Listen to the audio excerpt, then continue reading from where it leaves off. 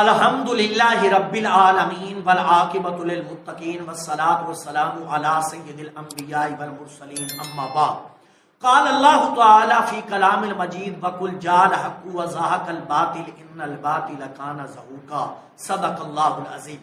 سامعین زیبکار، آج کی اس نشست میں اللہ کے فضل اور احسان کے ساتھ 15ویں شعبان کی فضیلت یعنی شب برات کی فضیلت کا ثبوت اور اس موقع پر کیے جانے والے اعمال کا ثبوت صحابہ اور تابعین اور اکابرین امت سے آپ کے سامنے پیش کروں گا۔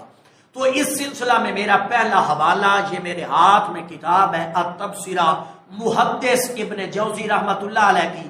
سامعین زیبکار، یہ کتاب مصر قاہرہ کی چھپی ہوئی ہے، اس کی جلد نمبر 2 ہے اور صفحہ نمبر 423 ہے۔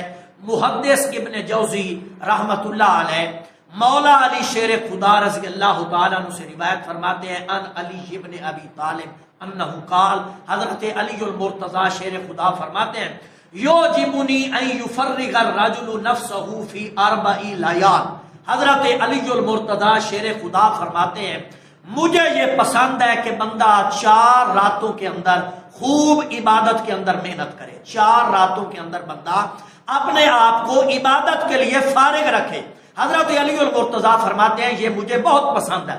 پھر آگے ان 4 راتوں کا ذکر حضرت علی المرتضی فرماتے ہیں لیلۃ الفطر عید الفطر کی رات، لیلۃ الاضحیٰ عید الاضحیٰ کی رات، ولیلۃ النصف من شعبان اور 15ویں شعبان کی رات، شب برات کی رات۔ پھر آگے فرماتے ہیں وَأَوَّلُ لَيْلَةٍ مِّن رجب اور رجب کی پہلی رات۔ ان 4 راتوں کو حضرت علی المرتضی فرماتے ہیں مجھے یہ پسند ہے کہ بندہ خوب عبادت کرے۔ اور سامعین زیبکار، یہی فرمان مرفوعاً آقا کریم صلی اللہ علیہ وآلہ وسلم سے مرفوعاً بھی مروی ہے، اور یہ میرے ہاتھ میں کتاب الامالی ہے، اس کی جلد نمبر 2 ہے، یہ بیروت لبنان کی چھپی ہوئی ہے، اور اس کے لکھنے والے ہیں یحییٰ بن الحسین بن اسماعیل الحسنی الشجری رحمۃ اللہ علیہ۔ یہ روایت جو میں نے حضرت علی المرتضی سے موقوفاً پڑھی، یہ مرفوعاً آقا کریم صلی اللہ علیہ وآلہ وسلم سے بھی مروی ہے۔ اور سامعین زیبکار، اس کتاب کے اندر حدیث شریف کا نمبر ہے 1838۔ اب میرا اس سے اگلا حوالہ، یہ میرے ہاتھ میں کتاب ہے المصنف امام عبد الرزاق کی، المصنف امام عبد الرزاق کی، جو کہ چوٹی کے محدث ہیں۔ اور سامعین زیبکار، اس کی جلد نمبر 5 ہے، اور اس کے اندر حدیث شریف کا نمبر ہے 8175۔ حضرت عبداللہ بن عمر رضی اللہ تعالیٰ عنہ سے روایت فرماتے ہیں، حضرت عبداللہ بن عمر فرماتے ہیں قال 5 لیال لا یرد فیہن الدعاء۔ حضرت سیدنا عبداللہ بن عمر فرماتے ہیں کہ 5 راتوں کو اللہ تعالی مومن کی دعا کو رد نہیں فرماتے۔ پھر آگے 5 راتوں کا ذکر فرماتے ہیں لیلۃ الجمعہ، جمعہ کی رات، فرماتے ہیں اول لیلۃ من رجب، رجب کی پہلی رات، پھر فرماتے ہیں ولیلۃ نصف من شعبان اور شب برات کی رات، 15ویں شعبان کی رات۔ پھر آگے فرماتے ہیں ولیلۃ العیدین اور عیدین کی رات بھی اللہ تعالیٰ دعا کو رد نہیں فرماتے۔ اور سامعین زیبکار، اسی طرح کی روایت حضرت انس بن مالک رضی اللہ تعالیٰ عنہ سے بھی مروی ہے، جس کو کنز الامال کے اندر محدث علی متقی ہندی رحمۃ اللہ علیہ نے روایت کیا، اور اس کی جلد نمبر 12 ہے۔ اور سامعین زیبکار، اس کے اندر حدیث شریف کا نمبر ہے 35209، روایت کا نمبر ہے 35209۔ یہ قول حضرت سیدنا انس بن مالک رضی اللہ تعالیٰ عنہ سے بھی مروی ہے۔ اب میرا اس سے اگلا حوالہ، یہ میرے ہاتھ میں کتاب ہے فتوح الشام امام باقری رحمۃ اللہ علیہ کی، جو کہ چوٹی کے محدث اور مؤرخ ہیں۔ فتوح الشام امام باقری رحمۃ اللہ علیہ کی، اس کی جلد نمبر 1 ہے، اور یہ بھی بیروت لبنان کی چھپی ہوئی ہے، جلد نمبر 1 بیروت لبنان کی چھپی ہوئی ہے، صفحہ نمبر 90 ہے۔ حضرت سیدنا عبداللہ بن جعفر اور حضرت سیدنا واصلہ رضی اللہ تعالیٰ عنہما دونوں ایک جنگ کے اندر شامل تھے، اور شب برات کی رات آ گئی۔ حضرت سیدنا عبداللہ بن جعفر اور حضرت سیدنا واصلہ دونوں ایک جنگ کے اندر شریک تھے، اور شب برات کی رات آ گئی۔ تو حضرت واصلہ نے فرماتے ہیں فقلت یا ابن امی رسول اللہ صلی اللہ علیہ وآلہ وسلم هذه لیلۃ النصف من شعبان، فرماتے ہیں حضرت عبداللہ بن جعفر سے کہ یہ شب برات کی رات ہے، وَهِيَ لَيْلَةٌ مُبَارَكَةٌ عَظِیمَةٌ، فرماتے ہیں یہ بہت عظیم و شان اور برکت والی رات ہے۔ پھر آگے فرماتے ہیں اس رات اللہ تعالیٰ رزق لکھتے ہیں اور موت کے فیصلے لکھتے ہیں۔ پھر آگے فرماتے ہیں قُمْتُ أَرَدْتُ أَنْ أَقُومَهَا، فرماتے ہیں میں چاہتا ہوں کہ اس رات میں قیام کروں۔ حضرت سیدنا واصلہ رضی اللہ تعالیٰ عنہ حضرت سیدنا عبداللہ بن جعفر سے فرما رہے ہیں کہ میں چاہتا ہوں کہ اس رات قیام کروں، کیونکہ یہ رات بڑی برکت والی رات ہے، بڑی عظیم و شان رات ہے۔ اس رات اللہ تعالیٰ رزق لکھتے ہیں اور موت کے فیصلے اس رات قلم بند ہوتے ہیں۔ فرماتے ہیں کہ میں چاہتا ہوں اس رات کیا کروں، اس رات عبادت کروں۔ دوبارہ پڑھتا ہوں سنیے گا، فرماتے ہیں قُمْتُ أَرَدْتُ أَنْ أَقُومَهَا، میرا ارادہ ہے کہ اس رات میں قیام کروں۔ سامعین پتہ چلا کہ یہ رات حضرت عبداللہ بن جعفر کے نزدیک بھی اور حضرت سیدنا واصلہ کے نزدیک بھی بڑی شانوں والی رات ہے۔ اب میرا اس سے اگلا حوالہ، یہ میرے ہاتھ میں کتاب ہے القول البدی، حافظ سخاوی رحمۃ اللہ علیہ، القول البدی حافظ سخاوی رحمۃ اللہ علیہ، اور سامعین عزیز وقار اس کا صفحہ نمبر ہے 415۔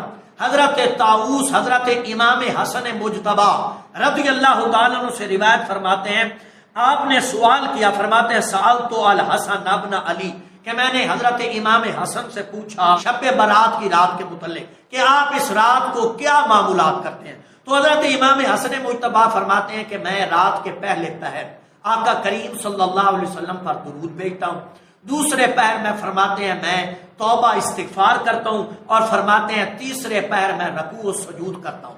پھر حضرت طاؤوس نے سوال کیا کہ اس رات یہ عبادات کرنے کا ثواب کیا ہے، تو امام حسن مجتبی فرزند رسول فرماتے ہیں سمیت ابی، کہ میں نے اپنے والد حضرت مولا علی شیر خدا رضی اللہ تعالیٰ عنہ سے سنا، وہ فرما رہے تھے قال النبی صلی اللہ علیہ وآلہ وسلم، کہ آقا کریم صلی اللہ علیہ وسلم نے فرمایا من احیا لیلۃ السکی کتب من المقربین، فرمایا کہ آقا کریم صلی اللہ علیہ وسلم کا فرمان ہے کہ اس رات یعنی شب برات کی رات جو بندہ قیام کرتا ہے اللہ تعالیٰ اسے اپنے مقرب بندوں میں اس کا نام لکھ دیتا ہے۔ الحمدللہ، یہ تھا امام حسن مجتبی کا فرمان۔ سامعین عزیز وقار، اب میں آپ کے سامنے تابعین کے قول و اقوال بھی پیش کر دیتا ہوں۔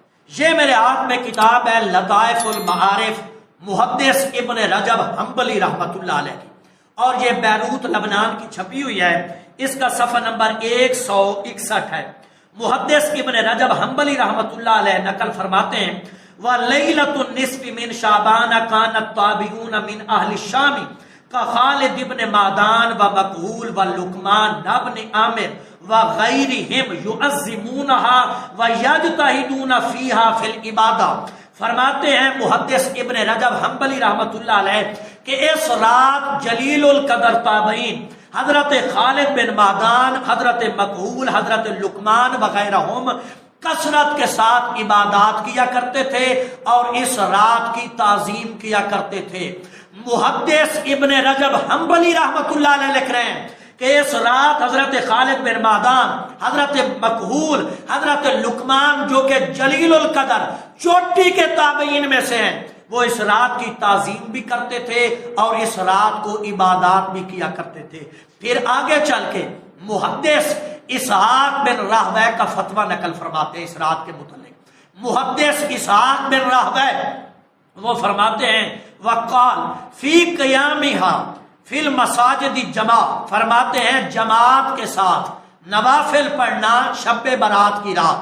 محدث اسحاق بن راہوے فرماتے ہیں کہ جماعت کے ساتھ شب برات کی رات نوافل پڑھنا لیس ذالک ببدعۃ، فرماتے ہیں یہ بدعت نہیں۔ دوبارہ سنیے گا، محدث اسحاق بن راہوے رحمت اللہ علیہ کا فتویٰ نقل فرما رہے ہیں۔ محدث ابن رجب حنبلی رحمت اللہ علیہ فرماتے ہیں فی قیامہا فی المساجد جماع، فرماتے ہیں جماعت کے ساتھ قیام لیس ذالک ببدعۃ، فرماتے ہیں بدعت نہیں ہے۔ الحمدللہ پتہ چلا تابعین اور محدثین اس رات کو کیا کرتے تھے، عبادات فرمایا کرتے تھے۔ اب میرا اس سے اگلا حوالہ، یہ میرے ہاتھ میں کتاب ہے اخبار مکہ، لکھنے والے چوٹی کے 3 صدی کے محدث ہیں محمد بن اسحاق الفاقہی المکی، سامعین ذی وقار کتاب اور مصنف کا نام دوبارہ سنیے گا، اخبار مکہ، محدث محمد بن اسحاق الفاقہی المکی کی یہ لکھی ہوئی کتاب ہے، جو کہ 3 صدی کے اہل سنت کے چوٹی کے محدث ہیں۔ اور سامعین ذی وقار یہ بیروت لبنان کی چھپی ہوئی ہے اور اس کی جلد نمبر 3 ہے۔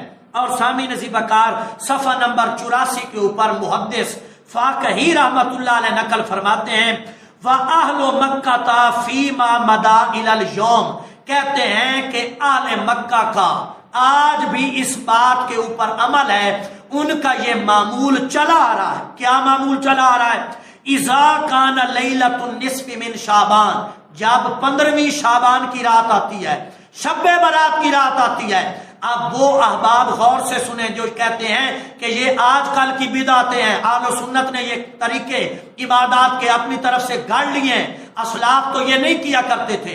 محدث کیا لکھتے ہیں؟ اذا کان لیلۃ النصف من شعبان، جب 15ویں شعبان کی رات آتی ہے، خرج عامۃ الرجال والنساء الی المسجد، تو مرد و خواتین کیا کرتے ہیں؟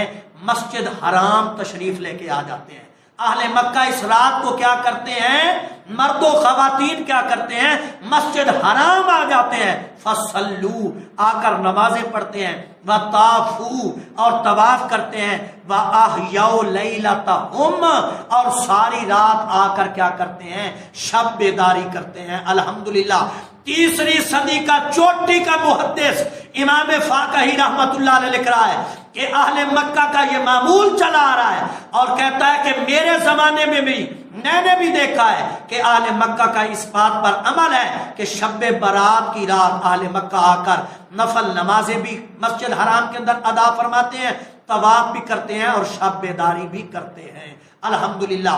اب اس سے اگلا حوالہ، یہ میرے ہاتھ میں کتاب ہے رسائل ملا علی قاری، محدث ملا علی قاری رحمت اللہ علیہ، اور سامعین ذی وقار اس کی جلد نمبر 5 ہے۔ محدث ملا علی قاری رحمت اللہ علیہ نے ایک مستقل رسالہ لکھا شب برات کی فضیلت کے متعلق۔ تمام دلائل کو انہوں نے ذکر کیا۔ تمام دلائل کو ذکر کرنے کے بعد ملا علی قاری رحمت اللہ علیہ نے جو نتیجہ دیا ہے نا، وہ میں اپنے سامعین کو پڑھ کر سنانے لگا ہوں۔ محدث رحمت اللہ علیہ فرماتے ہیں، فَفِي الْحَدِيثِ دَلَالَةٌ عَلَىٰ اسْتِحْبَابِ زِيَارَةِ الْقُبُورِ فِي لَيْلَةِ النِّصْفِ مِنْ شَعْبَانَ وَالْإِسْتِغْفَارِ لِلْأَقَارِبِ وَالْإِخْوَانِ وَالْأَقْرَانِ وَعُمُومِ أَهْلِ الْإِيمَانِ وَعَلَىٰ إِيتَانِ الصَّلَاةِ النَّافِلَةِ وَإِطَالَةِ السُّجُودِ فِيهِ وَقِرَاءَةِ الدُّعَاءِ الْمَذْكُورِ۔ محدث ملا علی قاری رحمت اللہ علیہ فرما رہے ہیں، جو دلائل میں نے اوپر ذکر کیے ہیں ان سے ثابت ہو رہا ہے کہ مستحب ہے اس رات کو قبور کی زیارت کی جائے، اور کثرت کے ساتھ اپنے لیے، فوت شدگان کے لیے، تمام اہل اسلام کے لیے دعائے مغفرت کی جائے، اور کثرت کے ساتھ نفل نمازیں پڑھی جائیں۔ پھر آگے لکھ رہے ہیں کثرت کے ساتھ سجود کیے جائیں، اور کثرت کے ساتھ ذکر و اذکار کیے جائیں۔ سامعین ذی وقار محدث ملا علی قاری رحمت اللہ علیہ فرما رہے ہیں یہ تمام اعمال کیا ہیں؟ مستحب ہے۔ سامعین ذی وقار اللہ کے فضل اور احسان کے ساتھ آج کی اس نشست میں نے صحابہ اور تابعین سے اور اکابرین امت سے اس رات کی فضیلت کے متعلق جو دلائل تھے آپ کے سامنے پیش کیے۔ اللہ تعالی ہمیں اس رات کو کثرت کے ساتھ عبادات کرنے کی توفیق عطا فرمائے، اور اپنے گناہوں کی معافی طلب کرنے کی توفیق رفیق عطا فرمائے۔ وما علیہ الا البلاغ۔